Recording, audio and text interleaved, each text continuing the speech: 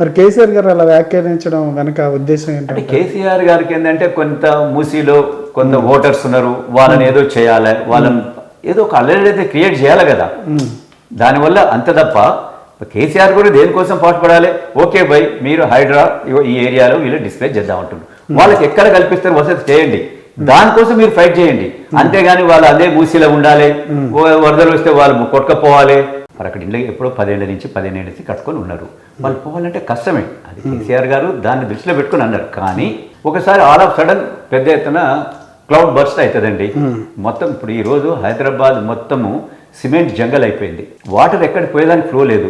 Tanks అన్ని కబ్జాలు అయిపోయినాయి. సో వాటర్ అంతా మూసీ నుంచే పోవాలా, అంతే కదా. మూసీ తప్ప ఇంకేది లేదు. మరి మూసీ మొత్తానికి పోయినప్పుడు మనం ఒక 20 ఏళ్ళ కింద ఒకసారి చూసినాం, పెద్ద ఎత్తున వరదలు వచ్చి మొత్తం ఓల్డ్ సిటీ మొత్తము ఫ్లడ్ అవుట్ అయిపోయింది, మొత్తం ముంపుకు గురి అయిపోయింది. ఆ విధంగా పరిస్థితి వస్తే అక్కడున్న పేదవాళ్ళకు వాళ్ళకి అప్పటిదాకా ఉన్న చిన్న చిన్న సామాన్లు అవో ఇవో డబ్బులో ఏదో ఉన్నాయి, అంతా కొట్టుకొని పోతుంది. మనిషి కూడా ప్రాణ నష్టం కూడా జరుగుతుంది. అలాంటిది ఆపాలనే ఉద్దేశంతో హైడ్రాని తీసుకొచ్చిండ్రు. ఎందుకంటే ఈరోజు హైదరాబాద్ అనేది పెద్ద గ్లోబల్ సిటీ అవుతుంది. గ్లోబల్ సిటీ కావాలంటే ఏముండాలి, కొన్ని హంగులు అలవాటాలు ఉండాలి. అంటే ఏదైతే ఇంత పెద్ద ఎత్తున 30 ఫ్లోర్లు 40 ఫ్లోర్లు ఎవరు ఇచ్చిండ్రు? కేసీఆర్ గారే ఇచ్చిపోయింది కదా. హైదరాబాద్ కు 60 ఫ్లోర్లు అవసరం ఉండేనా? కేసీఆర్ గారు తీసుకొచ్చిండ్రు. అంతకుముందు 20 ఫ్లోర్లే పెద్ద ఎత్తున ఉండే, కేసీఆర్ గారు 60 ఫ్లోర్లు తీసుకొచ్చిండ్రు. ఎక్కడ భూమి ఉంటే అక్కడ అమ్మిండు.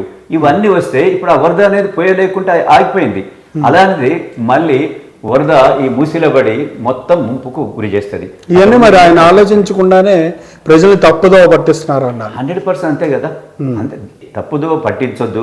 నిజంగా ప్రజలకు మేలు జరగాలంటే ఏమనాలి, బై ఇది వరదలు వచ్చినప్పుడు వీళ్ళు పోతుంది, ఇది ముంపులో ఉంది, ఇది మూసీలో ఉన్నది, వీళ్ళని ఎక్కడ తీసుకెళ్తారు, వీళ్ళని ఏ విధంగా వాళ్ళను తిరిగి రిహాబిలిటేట్ చేస్తారు అనేది మీరు ఆలోచన చేసి అది చేసినాక మీరు చేయండి అని అంటే బాగుంటుంది.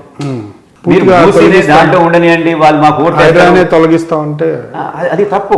మీరు ఈ మాట ఏదో 30 ఏళ్ల కింద మాట్లాడే విషయం. ఎందుకంటే హైదరాబాద్ అప్పుడు చాలా చిన్నది, 40-50 లక్షలే ఉంది పాపులేషన్ అప్పుడు. ఓకే, కానీ ఇప్పుడు ఇంత పాపులేషన్ అన్నప్పుడు మొత్తం వరద ఒకే ఏరియాలో పోతుంది, మొత్తం ట్యాంక్స్ అవుట్ అయిపోయినాయి. కాబట్టి ఇప్పుడు ఆ విధంగా ఆయన మాట్లాడు తప్పు.